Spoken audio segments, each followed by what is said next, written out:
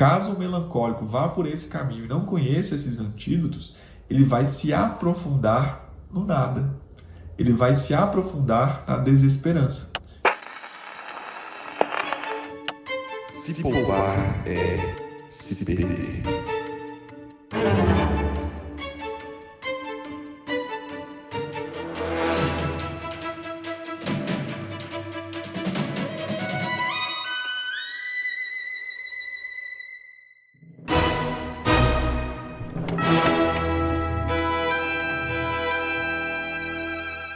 Isso quer dizer o seguinte: o temperamento melancólico, ter um temperamento assim, é um solo riquíssimo para uma vida interior bastante rica.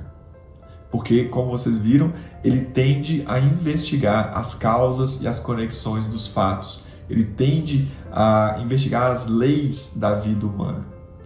E aí, ao mesmo tempo que isso é algo muito positivo e algo que faz com que o melancólico tenha as características necessárias para uma vida interior riquíssima, reside aí também uma armadilha. Porque se ele estudar os temas errados, se ele for para um caminho complicado, um caminho como o niilismo, por exemplo, um caminho como o materialismo, por exemplo, ele vai aprofundar-se até o extremo disso. E o problema aí não é você estudar isso, é lógico que todo mundo deve estudar isso, mas a pessoa tem que estar preparada, ela tem que conhecer os antídotos contra o niilismo, contra o materialismo, por exemplo. Caso o melancólico vá por esse caminho e não conheça esses antídotos, ele vai se aprofundar no nada. Ele vai se aprofundar na desesperança.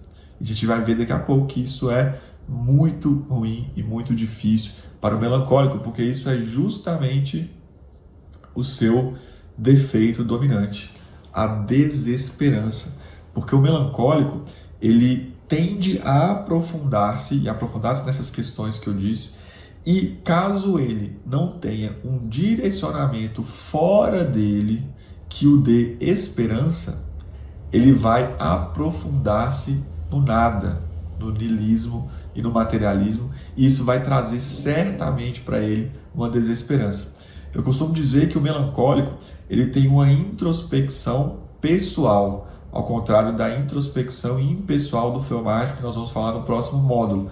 Mas essa introspecção pessoal do melancólico faz com que ele acredite que os problemas dele são os maiores problemas do mundo e que não vale a pena olhar para nada fora dele, porque essas questões, esses problemas, esses sofrimentos dele são muito importantes.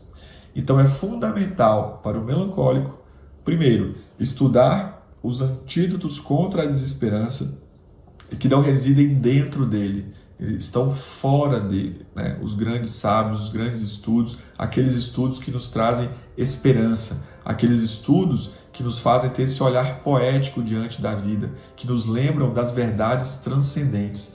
Melancólico sem transcendência, olha, eu vou te dizer, é um prato cheio para quadros de depressão, por exemplo, de desânimo e de ficar paralisado na vida. Melancólico precisa de transcendência, melancólico precisa de arte, melancólico precisa de música, melancólico precisa de caminhadas ao ar livre, de contato com a natureza. O melancólico, ele precisa de que algo bom fora dele apareça diante dos seus olhos para lembrá-lo que a vida não é só tristeza, que a vida não é só problema, que a vida não se resume a todas essas questões que ele fica remoendo dentro de si e que ele fica processando todo esse tempo.